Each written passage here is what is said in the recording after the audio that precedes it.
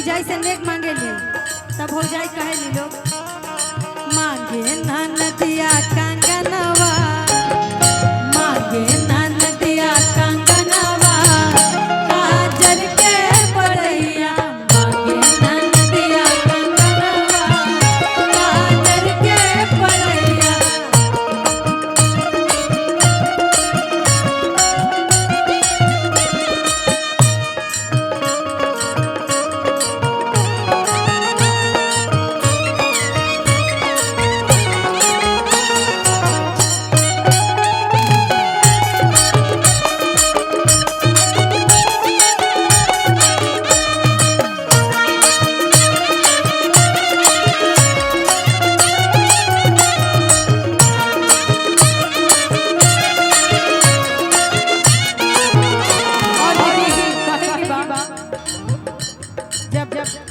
खुशी के माहौल होता घर में तो कहा जाता राजा दशरथ हो मोहर लुटावे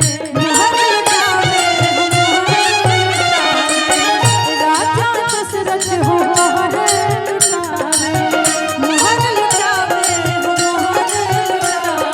आ गई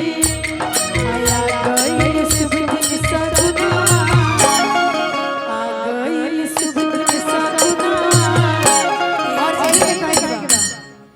जुग जुग जिए लालनवा जुग जुग जिए लालनवा काजर के पड़ैया जुग जिए लालनवा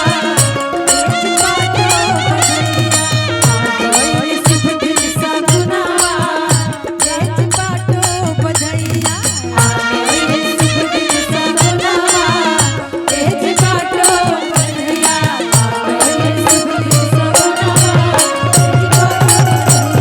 आ गई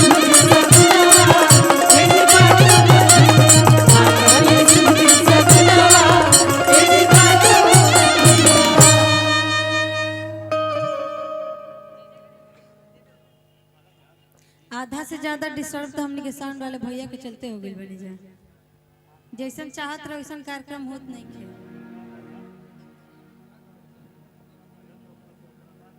हां तो हाथ ना कुछ काहे खाते लेके हेलो हेलो हेलो हेलो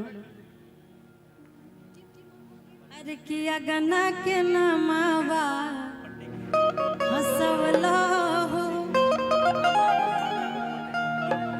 हमार साउंड वाले भैया भरल सभा में लजैला हो हमार साउंड वाले भैया लेकिन इन्हें कहे के बा कहे हां कहे के बा देखिए जब महंगाई में बाल बच्चा होला तो लोग के चिंता हो जाला और पहले के जमाना में लोग 5 गो 10 गो करत रहे लेकिन अभी एक ही में लोग परेशान रहता। तो देखिए जब घरे जब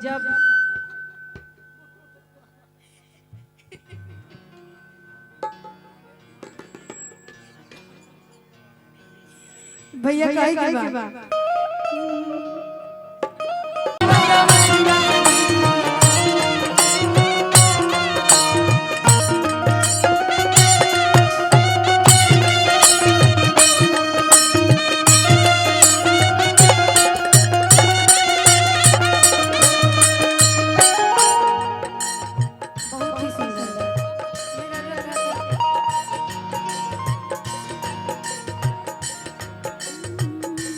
और भैया विष्णु भैया कहे के बा कि जब हमने की यहाँ राम जी के जन्म होला तो लोग सोहर गावेला और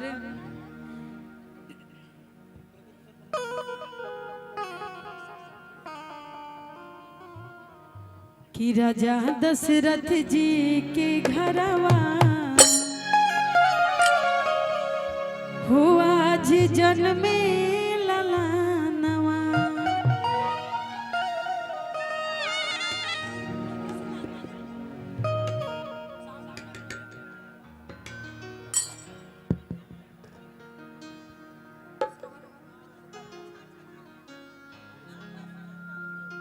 चला भैया आए कि राजा दशरथ जी के घरवा हो आज जन्मे ललनवा। राजा दशरथ जी के घरवा हो आज जन्मे ललनवा। जन्मे ललनवा हो जन्मे ललनवा। जन्मे ललनवा हो जन्मे ललनवा। जन्मे ललनवा हो जन्मे ललनवा। जन्मे ललनवा हो जन्मे ललनवा। राजा दशरथ जी के घरवा हो आज जन्मे ललनवा। राजा दशरथ जी के घरवा आज जन्मे ललनवा। साउंड वाले भैया एकदम प्लेन है।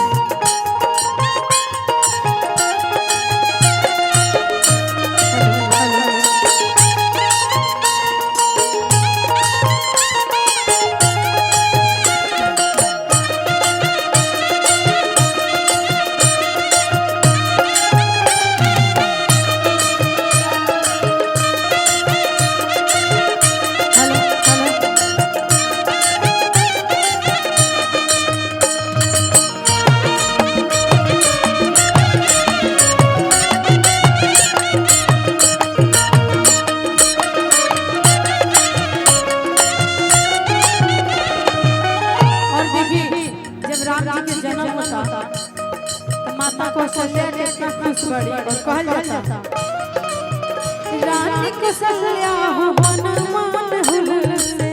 रानी कौशल्या हो मन मन हुल से। मन मन हुल से हो मन मन हुल से। मन मन हुल से। रानी कौशल्या हो मन मन हुल से। मन मन हुल से हो मन मन हुल से।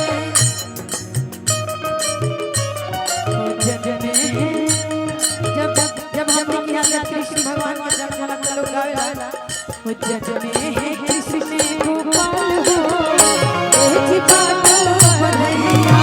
जग में है कृष्ण गोपाल हो ए छिपालो बधैया।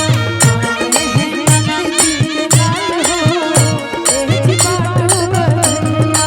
जग में है कृष्ण गोपाल हो ए छिपालो बधैया।